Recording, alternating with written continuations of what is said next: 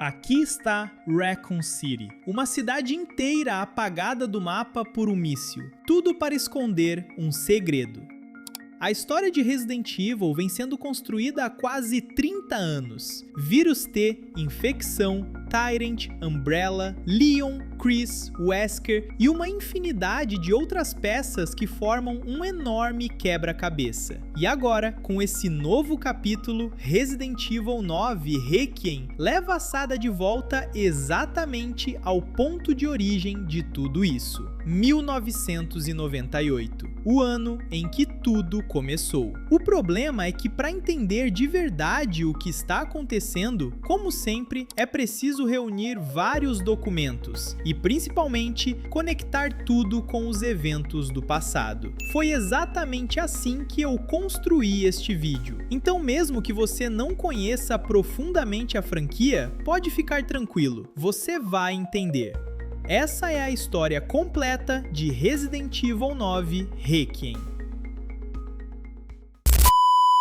Estamos em 2026. Esses acontecimentos se passam depois da história principal de Resident Evil 8 Village, mas antes da cena pós-créditos. Nós controlamos Grace Ashcroft, uma analista do FBI encarregada de investigar uma doença desconhecida que começa aos poucos a surgir. Todas as vítimas apresentam exatamente os mesmos sintomas. Também descobrimos que a quarentena de Raccoon City foi prorrogada até 2040. E vale lembrar, tudo isso começou 28 anos antes, em 1998. Raccoon City, devastada por um vírus desconhecido, revelou ao mundo uma série de anomalias. A causa disso tudo? O vírus T, criado secretamente por uma gigantesca empresa farmacêutica chamada Umbrella.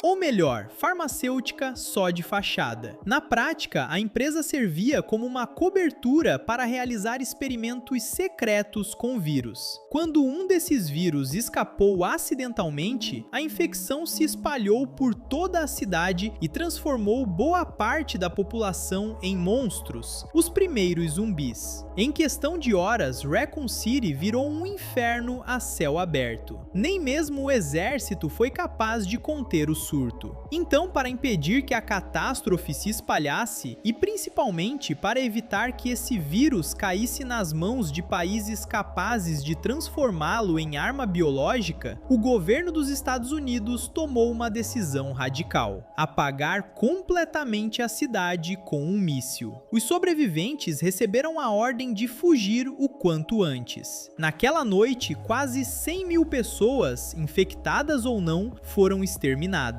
Desde então, a cidade foi colocada em quarentena e se tornou inacessível para o resto do mundo. O que chama a atenção no presente é algo que Grace lê em um artigo. Os Estados Unidos decidem se retirar repentinamente do Tratado de Proibição de Armas Biológicas. Armas biológicas, nesse contexto, são monstros criados a partir de vírus com fins militares ou paramilitares. Existe uma enorme variedade desses produtos. Mas, pensando bem, talvez essa decisão dos Estados Unidos nem seja tão estranha assim. Em 2013, o presidente americano Adam Benford estava prestes a revelar ao mundo inteiro a verdade sobre o incidente de Raccoon City e sobre a participação do próprio governo nessas pesquisas. Sim, os Estados Unidos financiavam os projetos da Umbrella numa corrida armamentista. Mas antes que Benford pudesse abrir a boca, ele foi assassinado em um atentado bioterrorista pelo próprio Conselheiro de Segurança Nacional. Obviamente, isso nunca veio a público. Grace é então chamada ao escritório do seu superior para assumir uma investigação ainda mais urgente. Um homem com sintomas típicos foi encontrado no Hotel Brentwood. O relatório diz o seguinte: um cadáver acaba de ser encontrado em circunstâncias inexplicáveis, com hematomas negros por todo o corpo. Ao ouvir o nome desse hotel, Grace congela. Ali, anos atrás, ela viveu um trauma profundo. Mas antes de chegar nesse ponto da história, tem algo importante que precisa ser esclarecido. Todas essas vítimas têm uma ligação em comum. Todas sobreviveram à tragédia de Raccoon City. É o que ficou conhecido como a Síndrome de Raccoon City. O vírus T é, por natureza, extremamente contagioso. Bastava estar dentro da cidade para correr um enorme risco de ser infectado. O ar por si só já era suficiente. E segundo as pesquisas da Umbrella, apenas uma pequena parcela da população, cerca de 10%, teria imunidade natural. Só que vírus sofrem mutações, então ele pode entrar numa fase de dormência muito longa, como aconteceu com essas vítimas ao longo de quase 30 anos. Até que um dia, uma mutação aleatória permite que ele contorne essa imunidade. Aí, o vírus desperta. Os sintomas aparecem e a vítima morre poucos dias depois. Ninguém esperava por isso. Tudo começa com pequenas manchas pretas pelo corpo. Depois vem as tosses. As marcas se espalham, a dor aumenta, a fadiga chega, os vômitos com sangue aparecem e então a transformação. Grace chega ao hotel Brentwood visivelmente abalada. Ela começa a investigar os arredores e nós percebemos que o hotel foi abandonado depois de um incêndio. De forma estranha, ela encontra fotos suas espalhadas pelo local, acompanhadas por instruções. É evidente que alguém a atraiu até ali. E para entender por que esse lugar mexe tanto com ela, precisamos voltar alguns anos. 8 anos antes, Grace estava ali com sua mãe, Alyssa Ashcroft. Alyssa é uma das protagonistas de Resident Evil Outbreak. Nós a acompanhamos quando cidadãos comuns tentavam escapar de Raccoon City no meio do caos. Ela sobreviveu.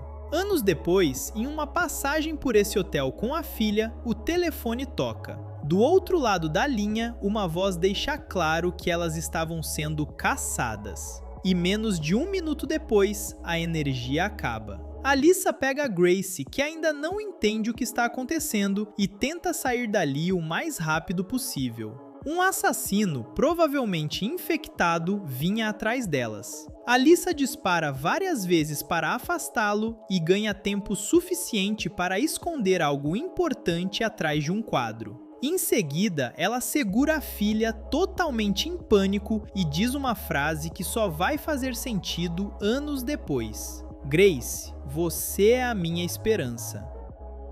O assassino as alcança e acaba matando Alyssa de surpresa. Na confusão, uma lâmpada cai, o incêndio se espalha e, por sorte, acaba matando o próprio agressor.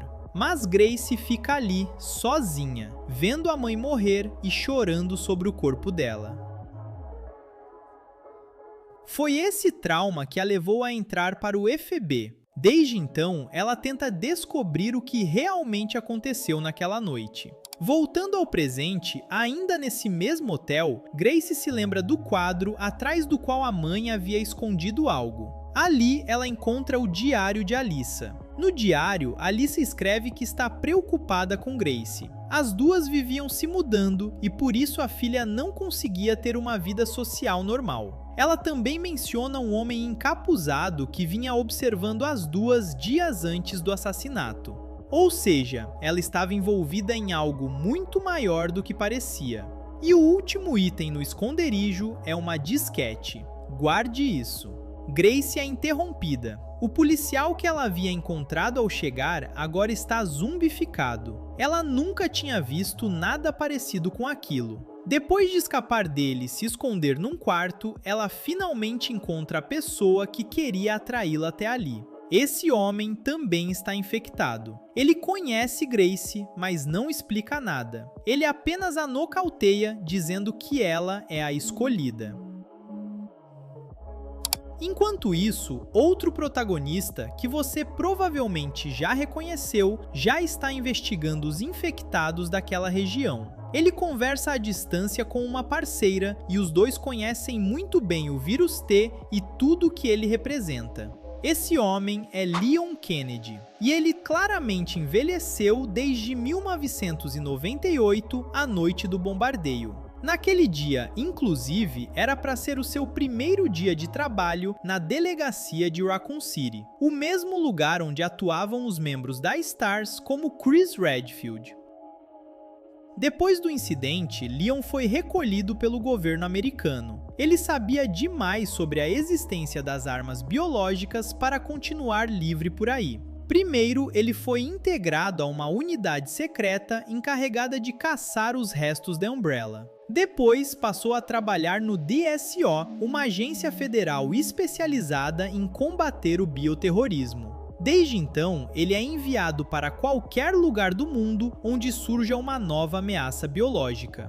A pessoa com quem ele fala à distância é Sherry Birkin. Ela é filha do pesquisador William Birkin, profundamente envolvido nos experimentos da Umbrella, especialmente no desenvolvimento do vírus G, derivado do vírus T, mas ainda mais agressivo. Quando a Umbrella tentou assassiná-lo para recuperar os seus dados, Birkin se injetou com o vírus e o caos provocado por ele foi justamente o que levou ao vazamento do vírus T e ao início da epidemia. Sherry foi salva por Claire Redfield e Leon, que aplicaram nela uma vacina contra o vírus G. Mesmo assim, parte do vírus permaneceu em seu organismo, dando a ela uma capacidade extraordinária de regeneração. Hoje, ela também trabalha no combate ao bioterrorismo como agente federal. Sherry informa Leon que o homem que sequestrou Grace se chama Victor Gideon, um antigo pesquisador da Umbrella especialista no vírus T. Leon o vê infectando civis para gerar caos e desviar a atenção. Esses civis se transformam rapidamente e o agente acaba perdendo Gideon de vista. Mas Sherry tem uma pista. Gideon administra um centro de cuidados em Roth Hill e parece ter retomado ali suas pesquisas desde a queda da Umbrella em 2003. Aliás, vale lembrar, depois de financiar a Umbrella por anos, o governo americano abandonou a empresa assim que as investigações começaram a apontar para ele, para não deixar o escândalo cair no próprio colo. Gideon foi intimado a depor, mas nunca apareceu. Na prática, ele desapareceu, ou melhor, foi protegido. Sherry tem o endereço do centro de cuidados. Nos relatórios do DSO, descobrimos que o local pertencia antigamente à Fundação Spencer, uma organização criada para financiar as pesquisas científicas de Oswell e Spencer. Para situar tudo, Spencer foi um dos 3 fundadores da Umbrella, mas acima de tudo era o verdadeiro arquiteto de tudo aquilo. Ele era um virologista obcecado por uma ideia, a evolução humana. Na visão dele, a humanidade estava condenada à autodestruição. Guerras, desigualdade, interesses pessoais. Tudo isso acabaria destruindo o mundo. Então por que não acelerar a evolução? Por que não criar uma nova raça humana? Uma raça superior, mais forte, mais inteligente, mais consciente. O vírus T seria o vetor para alcançar isso, mas Spencer também tinha um interesse pessoal muito claro. Ele seria o criador dessa nova humanidade, e nesse mundo novo seria tratado como um deus. O problema é que os resultados saíram do controle. Seus testes simplesmente viravam zumbis. E Albert Wesker, um dos seus experimentos mais promissores, acabou se voltando contra ele e o matou.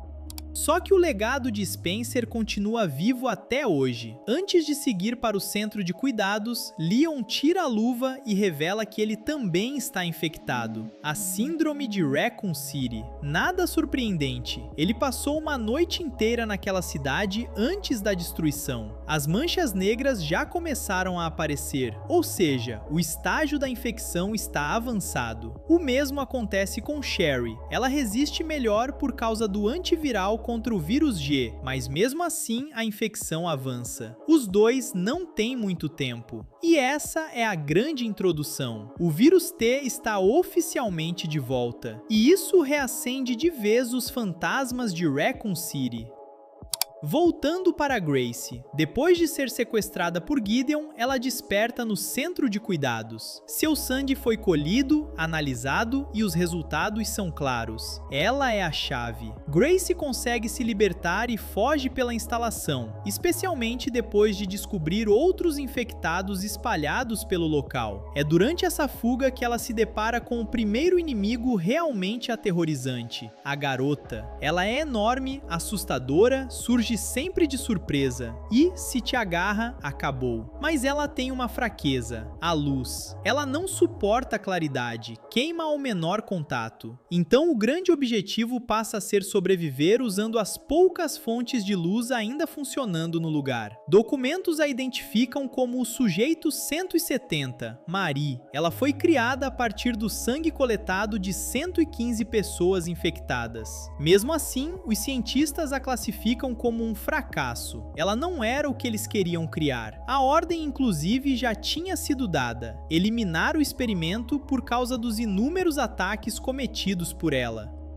Grace acaba sendo capturada por ela. Enquanto isso, Leon já está no centro de cuidados. Ele espera na recepção para se encontrar com o responsável pela instituição. Só que no lugar da reunião, o código 6 é acionado. Os funcionários que não faziam ideia dos experimentos são deliberadamente infectados com o vírus T. Em questão de minutos, o centro inteiro mergulha em um novo surto. E jogar com Leon é completamente diferente de jogar com Grace. Ele é muito mais treinado, muito mais bem equipado e muito mais agressivo. Leon elimina praticamente todos os zumbis que aparecem pelo caminho. Diferente dos jogos antigos, aqui os zumbis têm traços bem mais individuais. Já já a gente chega nisso. Depois de um tempo, Leon encontra a Grace sendo arrastada pela garota, exatamente como já tínhamos visto antes. Com seu Magnum, o Requiem, a arma mais poderosa do jogo, ele consegue afastar a criatura. Ele finalmente se apresenta e tenta entender por que Grace está envolvida nisso tudo, mas Gideon ativa o confinamento. Os dois acabam separados. Leon fica preso na escuridão, com a garota rondando por perto.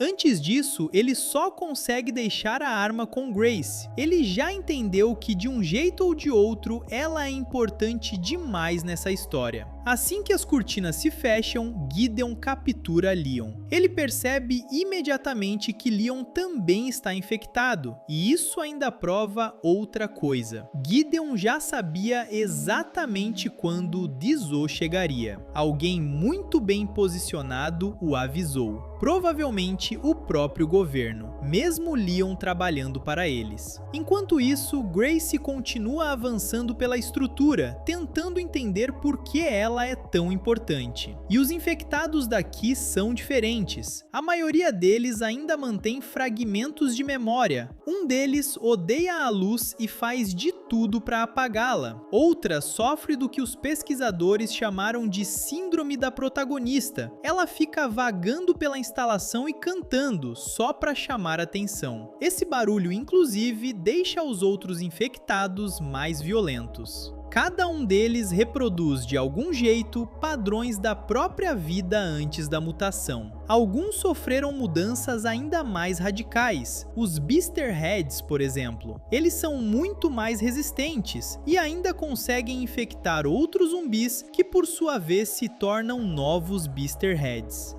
Antes de seguir, a gente precisa falar da ambição de Victor Gideon. Um documento datado de 2004, ou seja, 22 anos antes dos eventos atuais, deixa claro que Gideon tinha um mestre. Mas quem era esse mestre? A resposta é Spencer. Gideon trabalha em uma variante mutante do vírus T, desenvolvida originalmente por Spencer para evoluir a humanidade. A ideia por trás dessa cepa é relativamente simples: usar o vírus T para controlar ou selecionar memórias e vontade dentro de um infectado. Spencer acreditava que a humanidade se perdia sempre que ficava sem liderança. Então, por que não transferir as memórias e a essência de um grande líder para um novo hospedeiro mais jovem? Assim, esse hospedeiro herdaria a grandeza, o espírito e o carisma desse líder, e seus seguidores continuariam a obedecê-lo. O problema é encontrar o candidato ideal, alguém capaz de aceitar o vírus sem virar zumbi, sem perder a inteligência e sem levantar suspeitas. E na visão de Gideon, Grace é essa chave. É nesse momento que Grace encontra uma cela com uma menina cega chamada Emily. Ela não sabe por que está ali, diz que sempre viveu naquele lugar. Também menciona outra garotinha chamada Marie, que desapareceu há algum tempo e vivia na cela ao lado. Sim, Marie é a garota.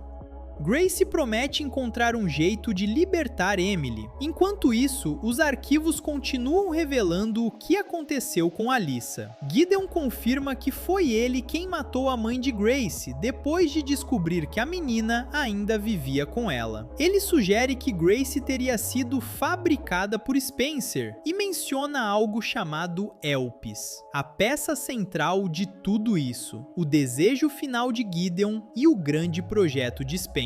Segundo ele, é Grace quem vai libertar Elpis. Nesse ponto, ainda nada faz sentido. Durante a conversa, Grace aproveita uma distração e foge do campo de visão dele. Pouco depois, ela encontra a chave que abre a cela de Emily. As duas então tentam escapar juntas daquele inferno.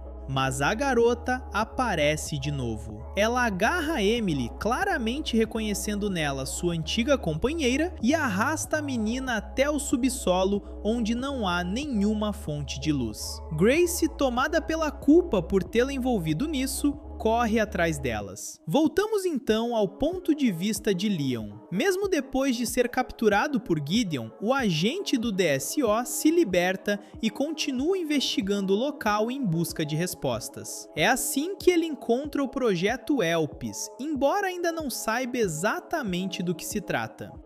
No subsolo, a situação é ainda pior. É ali que ficam as pesquisas reais de Gideon. O centro de cuidados na superfície era só fachada. E também é ali que fica o principal território de caça da garota, já que quase não existe iluminação. Grace passa horas descendo mais fundo, matando tudo o que consegue, resolvendo enigmas e tentando avançar até reencontrar Emily. Quando finalmente a encontra, percebe que a garota não machucou a menina. Talvez por causa da natureza do vírus T, ela ainda se lembre dela. As duas conseguem escapar daquele setor e encontram Harry, o único sobrevivente dali. Ele quer fugir com o helicóptero e aceita levá-las junto. Só que não tem a chave. E você já sabe o que isso significa. É hora de voltar.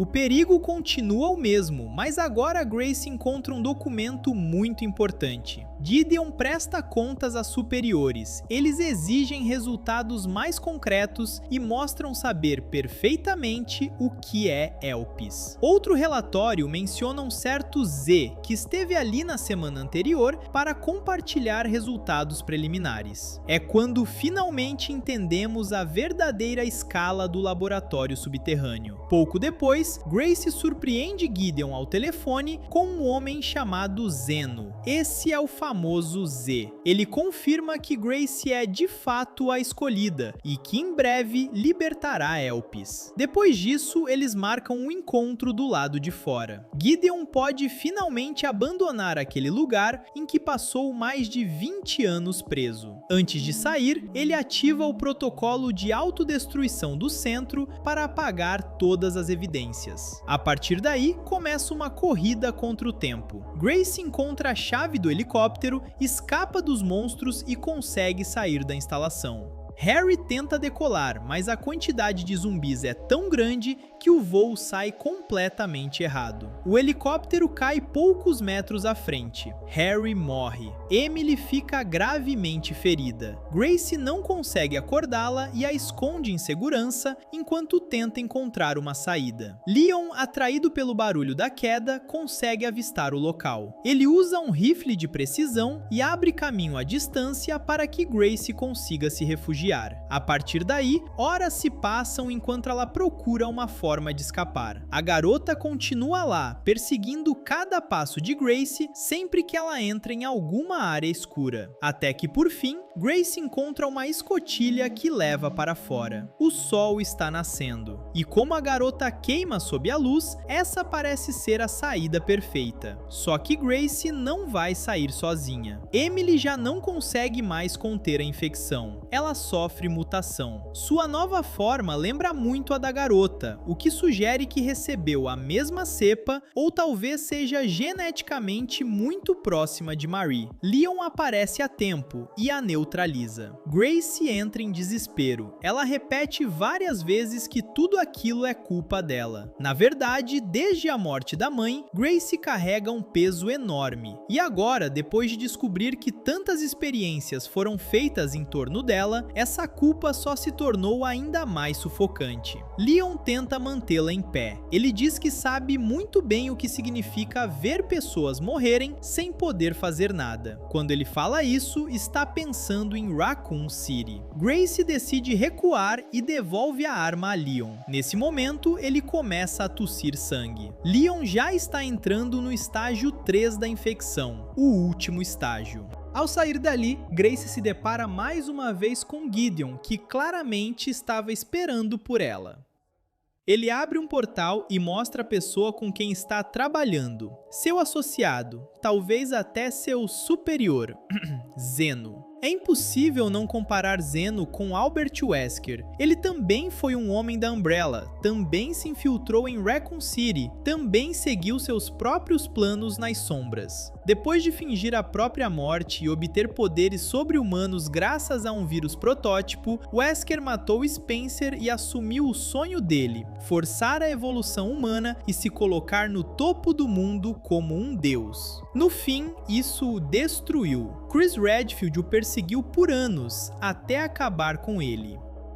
Mas Zeno não é Wesker, ele parece muito com ele, quase como um clone, até a voz é idêntica. Pode existir algo aqui envolvendo o vírus T, transferência de memórias ou algo nessa linha, mas por enquanto, Zeno não é Wesker. Zeno explica que Grace é ao mesmo tempo a razão pela qual Raccoon City foi destruída e a chave para um novo mundo. Um helicóptero chega para levá-los de volta à antiga cidade. Horas depois, Sherry entra em contato com Leon. Ela avisa que o governo está reduzindo seus recursos e quer que a missão seja encerrada. Ou seja, Zeno tem apoio de gente poderosa. Então Leon toma sua decisão. Ele vai voltar para Raccoon City, sozinho, sem apoio. 30 anos depois, a cidade continua congelada no tempo. O impacto do míssil ainda pode ser visto em toda parte. E aqui o jogo se diverte fazendo referência direta aos jogos antigos. A aranha gigante, os cães infectados, os zumbis da cepa original do vírus T, o posto de gasolina e, claro, a delegacia. A faixa de Welcome Leon ainda está lá, como se o tempo tivesse parado exatamente naquele dia. Mas antes de entrar na delegacia, outra coisa chama atenção. Não muito longe dali, existe uma base da BSAA. A BSAA é uma organização internacional criada depois da queda da Umbrella para combater o bioterrorismo, com apoio da ONU. É algo parecido com o DSO do Leon, só que em escala global. Mais tarde, descobrimos que o esquadrão da BSAA foi praticamente dizimado depois de um ataque. E tem mais. Sherry vasculha os arquivos do Pentágono e não encontra nenhuma ordem oficial para o bombardeio de Raccoon City. Ou seja, o governo não ordenou formalmente o ataque. Alguém fez isso por fora. Leon então percorre boa parte da cidade. Os zumbis ainda andam por lá, e depois de um tempo, ele consegue uma moto para se locomover. Enquanto isso, Zeno também está na cidade, e encarrega Gideon de parar Leon. Depois de várias perseguições e confrontos, o agente do DSO consegue derrotar Gideon, ou pelo menos deixá-lo gravemente ferido. Chegamos de volta à antiga delegacia de Raccoon City. Zeno está ali com Gracie. Leon chega até o ponto em que Zeno está. Ele também está infectado, algo visível pelas marcas no próprio rosto. É então que ele explica a Gracie que líderes do mundo inteiro vêm secretamente até ali em busca de Elpis, porque Elpis é um poder capaz de alterar completamente o equilíbrio militar do planeta. E finalmente entendemos o que Elpis realmente é. Elpis é um vírus. O último vírus de Spencer, capaz de controlar diretamente a mente, sem aquelas etapas complexas de transferência de memória. Em outras palavras, quem possuir esse vírus terá a arma biológica definitiva. E Zeno também revela algo ainda mais grave. O míssil que destruiu Raccoon City nunca foi lançado para conter uma pandemia. Ele foi usado apenas para impedir que uma organização rival colocasse as mãos nesse vírus. Talvez grupos como o Tricell ou The Connections.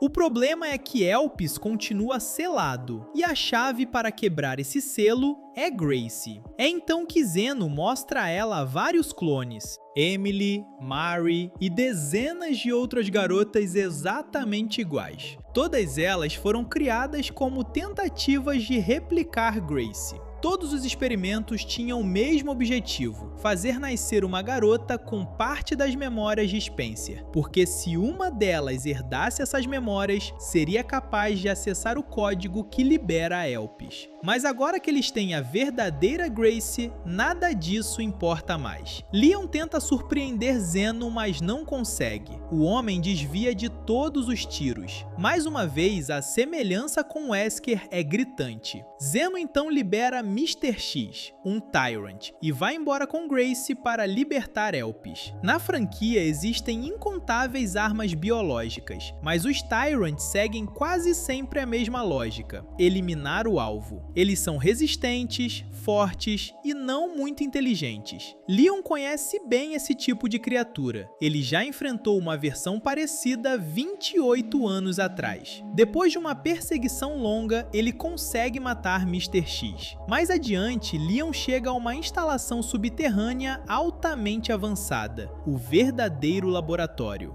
The Ark. Não é mais a Umbrella que opera o local, mas sim o grupo interessado em recuperar Elpis, muito provavelmente The Connections. A mesma organização envolvida em Evelyn em Resident Evil 7 e em Miranda em Resident Evil 8. Ali encontramos até um catálogo dos produtos que eles comercializam. Nessa parte, o jogo ainda traz várias referências aos fãs antigos. Os Lickers estão de volta, e também aparece o comandante de uma unidade de elite que lembra muito Hank, aquela figura conhecida como a Morte que trabalhou para a Umbrella e sempre sobreviveu. O jogo nunca confirma diretamente que seja ele, mas a semelhança é forte demais. O confronto corpo a corpo é intenso, mas Leon vence. E então chegamos ao ponto final da história. É aqui que está o projeto supremo de Spencer, o resultado de 30 anos de pesquisa, Elpis. Existe apenas um código que pode ser inserido na console, uma única tentativa errada e tudo entra em autodestruição. O código certo libera o vírus. Zeno está convencido de que Gracie conhece a resposta. Qual é o desejo do criador? Leon tenta atacar de novo, mas a diferença de poder é grande demais. Zeno se regenera sempre que é atingido, parece intocável. Quando está prestes a matar Leon, Gracie ameaça atirar na própria cabeça. Se ela morrer, Elpis morre com ela. Enquanto Zeno negocia, Leon aproveita a brecha e foge com Gracie. Os dois chegam à área de descarte. A infecção de Leon já está devastando o corpo dele, mal consegue ficar de pé. Ali ele admite que derrotar Zeno diretamente é impossível, então resta só uma saída: enganar o vilão usando o código. Independentemente do que aconteça, ele pede a Grace que digite o código errado. Custe o que custar, Elpis não pode ser libertado. Explorando sozinha a área, Grace encontra uma console com várias imagens suas, e dela sai uma fita cassete, exatamente como a que sua mãe escondia atrás do quadro no hotel. É ali que está a verdade. O criador mencionado na pergunta da senha é, sem surpresa, Spencer. A fita é um registro entre Alyssa Ashcroft, mãe de Grace, e o próprio Spencer. Nela, Spencer revela a verdade sobre seu maior projeto, Elpis, o vírus definitivo que todos procuram. Só que existe outro arquivo naquela fita, um chamado Grace. E é aí que tudo muda. Todo mundo entendeu errado a ambição final de Spencer. As pesquisas com vírus, como ele próprio admite, abriram uma caixa de Pandora. Governos, empresas e organizações passaram a disputar esse poder. Spencer percebeu tarde demais que seu sonho de impor a evolução não tinha nada de nobre. Inúmeros inocentes morreram por causa dele. A culpa o consumiu.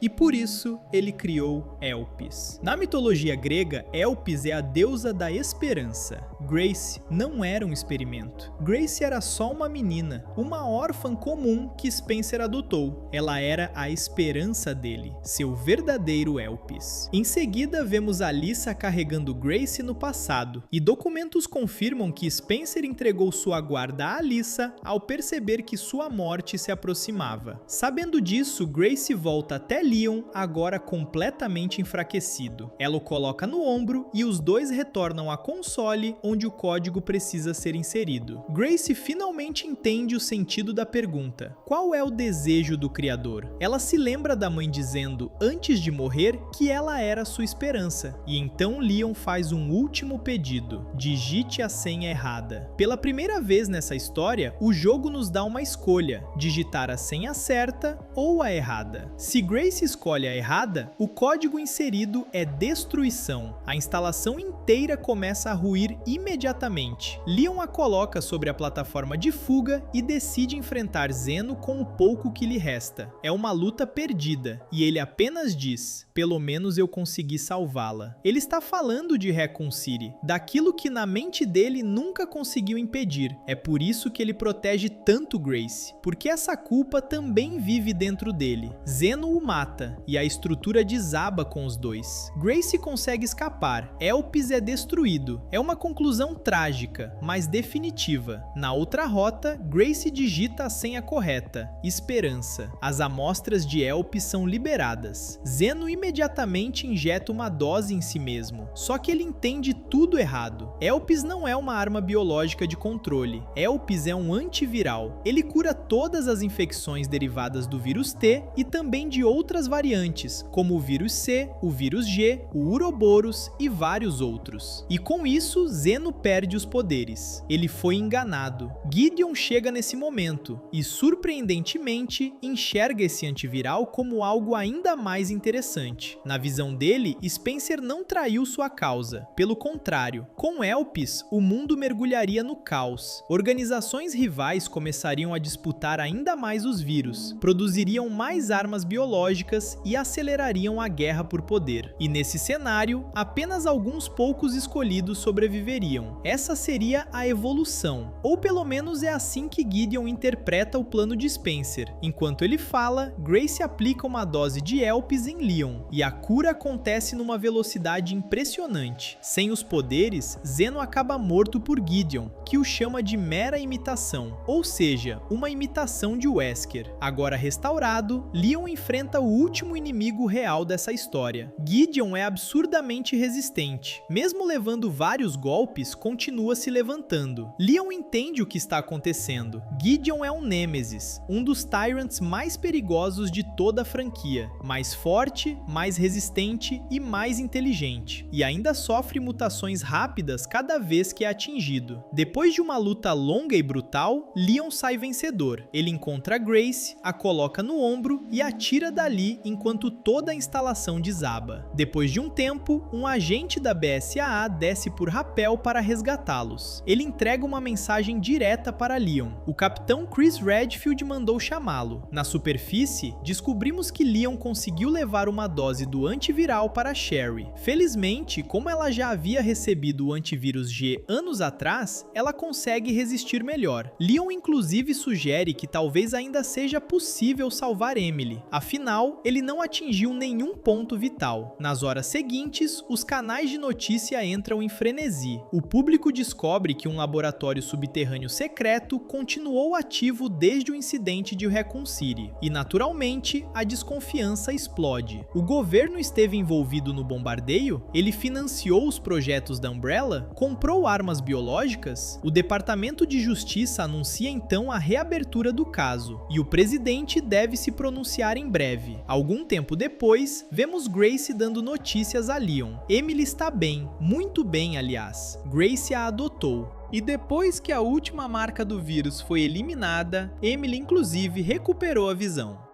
Só que a história não termina aí. Vemos um agente da BSAA morto em algum ponto de Raccoon City. 2 homens armados, provavelmente ligados à organização por trás das pesquisas, informam ao superior que as forças da BSAA na região foram neutralizadas. Agora, eles precisam recuperar as provas, antes que os lobos cheguem. Não fica totalmente claro quais são essas provas, mas os lobos são quase certamente a equipe de Chris. E se a matilha vai chegar em breve, é bem provável que a gente controle Chris em um futuro DLC. E é assim que esse 9º capítulo se encerra. Tem informação demais aqui, então eu fiz o possível para manter o foco no essencial, ao mesmo tempo em que retomava os pontos mais importantes, para que toda a história fizesse sentido. Mas claro, Resident Evil é uma franquia gigantesca, então como sempre, muito obrigado por me ouvir até o fim.